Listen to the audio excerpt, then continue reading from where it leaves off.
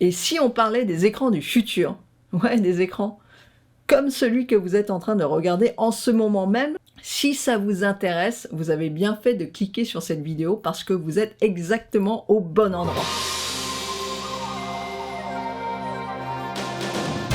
Bonjour, je m'appelle Gia, je suis vraiment ravie que vous soyez là. Ici on parle de photos, on parle de tech, vous êtes donc sur Gia Phototech. Je voulais vous parler d'un salon que j'ai pu visiter il y a quelques temps. C'était en août dernier, oui ça fait quelques mois je sais, il y a eu le CES entre temps, mais bon c'est pas grave. Ça fait un moment que je dois vous faire cette vidéo et ça a pris un petit peu plus de temps que prévu. Ce salon s'appelle Touch Taiwan Display International. Je répète, Touch Taiwan Display International. Vous n'en avez jamais entendu parler, ça c'est à peu près sûr, et personne ne le connaît. Et pour cause, il ne s'adresse qu'aux professionnels qui souhaitent intégrer des écrans dans leurs produits. Et en plus, ça se passe à Taïwan. Donc forcément, il n'y a pas beaucoup de journalistes qui sont attirés par ça. Ça concerne donc les écrans, que ce soit les écrans de smartphone, les écrans d'ordinateur, les télés, livres électroniques, mais aussi tout ce qui est objets connectés, écran pour le commerce, écran pour les espaces collectifs, pour les voitures, etc. Si on y réfléchit un petit peu plus, l'écran est juste une des parties les plus importantes de la tech aujourd'hui. On en trouve partout et personne ne peut y échapper. Et donc, ce salon qui ne paye pas de mine est en fait un des rendez-vous tech les plus importants de l'année à Taïwan. Et un truc que vous ne savez peut-être pas, Taïwan est un des grands fabricants d'écrans dans le monde. C'est d'ailleurs un des rares salons que la présidente de Taïwan, Tsai Ing-wen, inaugure personnellement chaque année.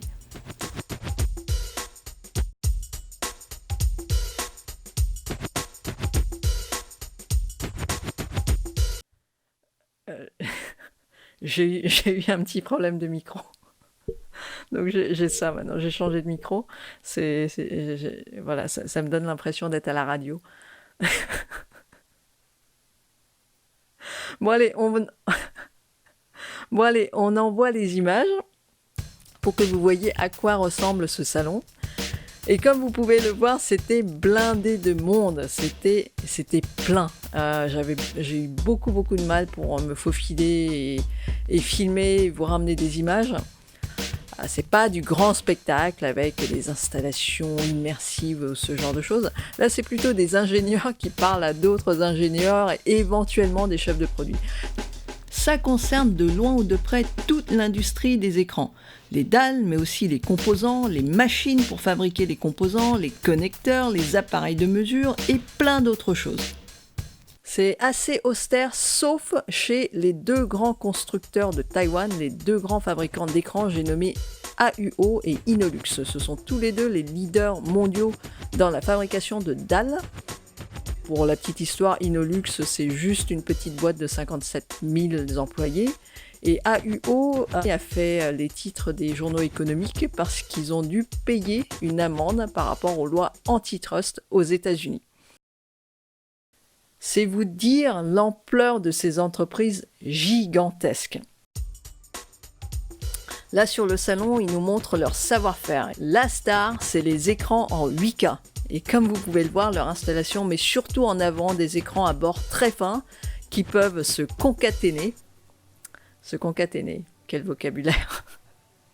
Qui peuvent se mettre les uns à côté des autres avec une image qui peut filer d'un écran à un autre.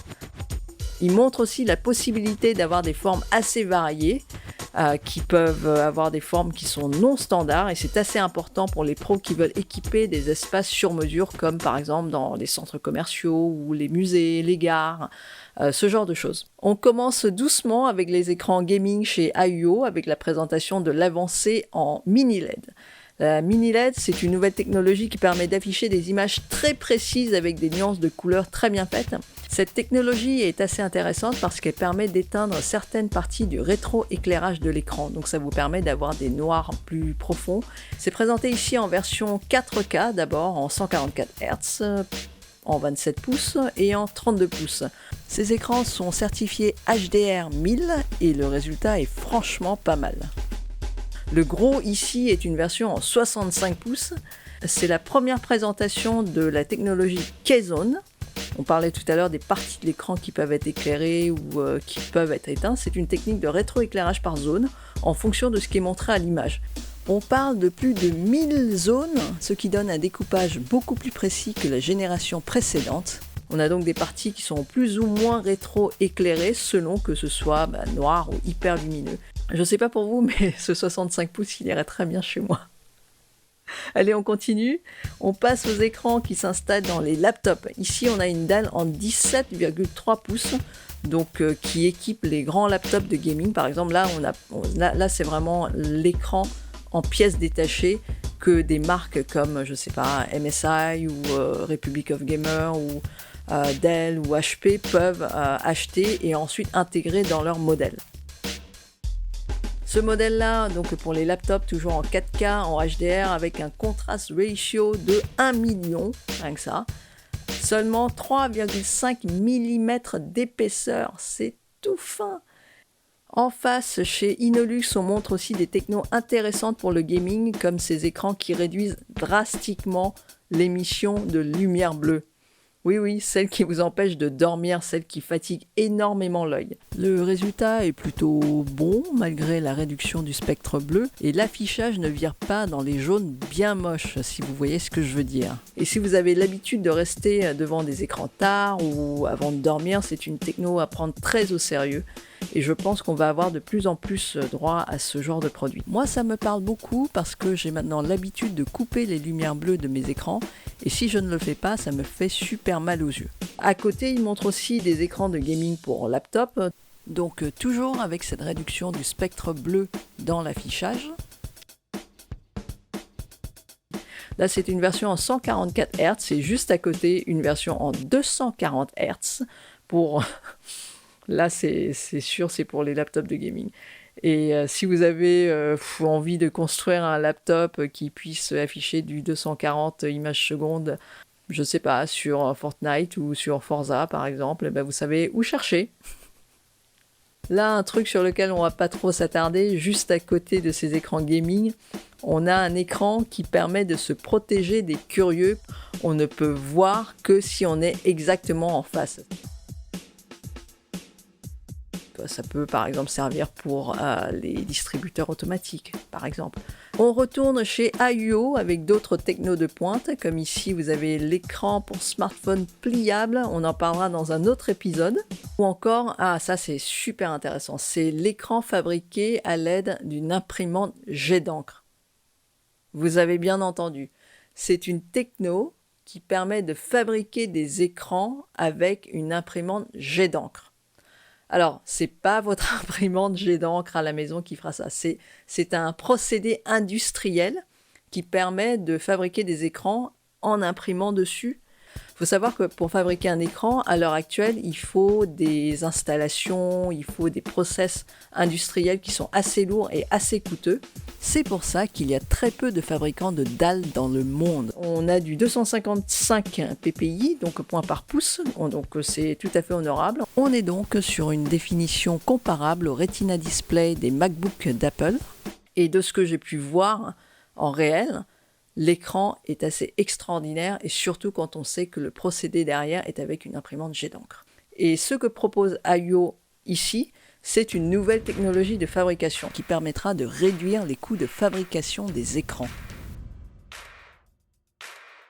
Juste à côté, vraiment sur ces mini stands de présentation, juste pour faire baver, des toutes petites dalles en technologie micro-LED. Alors le micro-LED, c'est encore autre chose que le mini-LED. J'ai pu m'approcher un petit peu plus. C'est vrai que la finesse de l'affichage est assez bluffante. Plus précisément, c'est du LTPS backplane. Je n'avais aucune idée de ce que ça voulait dire. LTPS backplane. Je suis donc allé faire des recherches. C'est donc du Low Temperature Polycrystalline Silicon. Low Temperature Polycrystalline Silicon. Je ne sais pas si je le prononce bien. Non, en fait, je sais que je le prononce mal. Donc, c'est surtout utilisé dans les petits produits comme les smartphones ou sur du matériel embarqué, par exemple. Ça permet d'avoir des bords très très fins à voir, à suivre de très près. Les constructeurs sont en train de travailler d'arrache-pied sur cette nouvelle technologie qui devrait décoller dans quelques années. C'est une technologie extrêmement coûteuse à l'heure actuelle. Un des constructeurs à fond la caisse là-dessus, c'est notamment Samsung avec The Wall, présenté au CES. On continue avec des murs d'images, avec des écrans en 4K, en 8K, des télés géantes avec une définition de malade. Je le rappelle, c'est un salon pour les professionnels et donc Innolux et AUO sont des fabricants de dalles. Ils s'adressent aux marques de la planète entière et ils travaillent avec plein de fabricants. Je suis allé chercher la liste de leurs clients et sur les plus gros, on a quand même du Toshiba, Philips, Panasonic, Sharp, Lenovo, HP, Dell, Microsoft, Apple, Garmin, Google, Tesla, oui, les écrans que vous avez dans les Tesla, c'est des écrans qui viennent de Taïwan, et même, tenez-vous bien, Sony, Samsung et LG. Alors, pas sur tous leurs produits, non, mais sur une partie de leurs produits, c'est eux qui les fournissent. Bon, c'est pas aussi spectaculaire que l'installation de LG au CES avec les dalles courbées, avec le son immersif, où on se retrouve dans le Grand Canyon, etc. Bon, là, on est quand même dans des installations entre guillemets plus réalistes, celles qu'on peut trouver tout à fait dans des centres commerciaux, par exemple.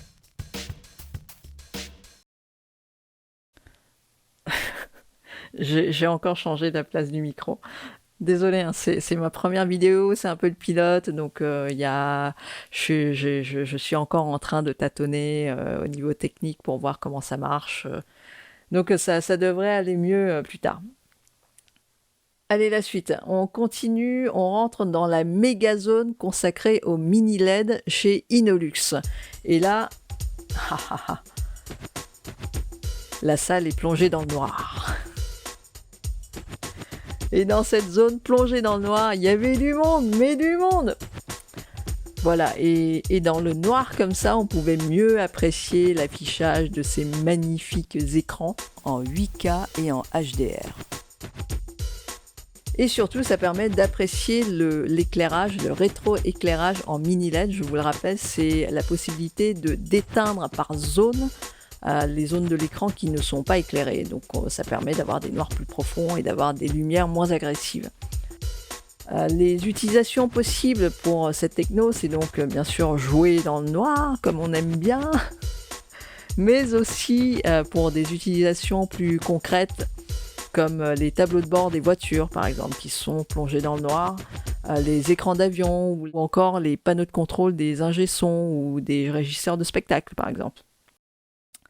On commence par du lourd, un 65 pouces en 8K en techno mini LED, et c'est hallucinant. Cet écran est extraordinaire. Sur les images que vous pouvez voir, donc les images de démo, c'était des sujets difficiles à traiter avec des contrastes très forts, des nuances de couleurs à se taper la tête, du rose sur du fuchsia, sur du rouge, des trucs qui sont vraiment difficiles à afficher en temps normal sur des télés du commun des mortels. Ça ne baffe pas et on distingue bien les objets, c'est juste magnifique. Je suis restée devant, j'étais hypnotisée.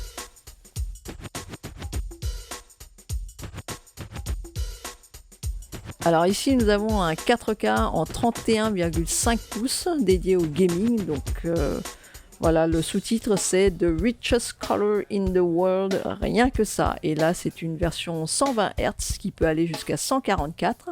Donc pour les écrans gaming, ça commence à être un petit peu la norme. Les couleurs que cet écran est capable d'afficher va jusqu'à 100% d'Adobe RGB, ce qui est vraiment bien.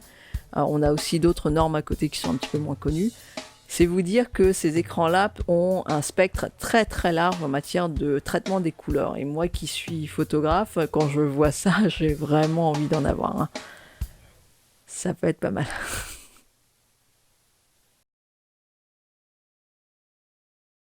On passe à l'impressionnant écran en 120 pouces d'Innolux en 8K. 120 pouces, ça fait 3 mètres. 3 mètres. C'était la première présentation de cet écran-là au monde entier et c'était la fierté d'Innolux.